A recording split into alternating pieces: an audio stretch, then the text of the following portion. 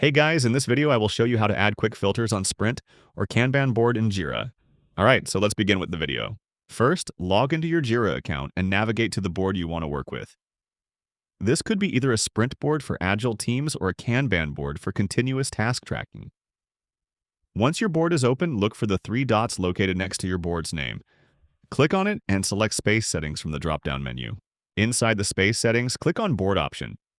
Under the board menu, locate the section labeled Custom Filters.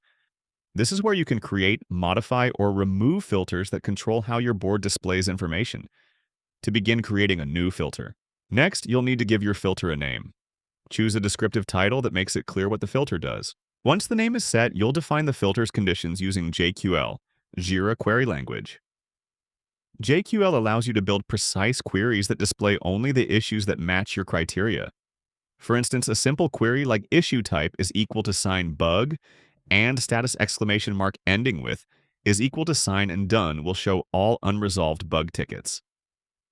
You can customize your JQL further to fit your specific project needs, whether that's by assignee, label, sprint, or priority. After entering your query, click Create to save your new filter.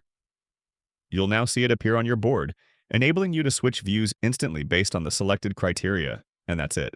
So that is how you can add quick filters on Sprint or Kanban board in Jira. So that's all for this video. Thanks.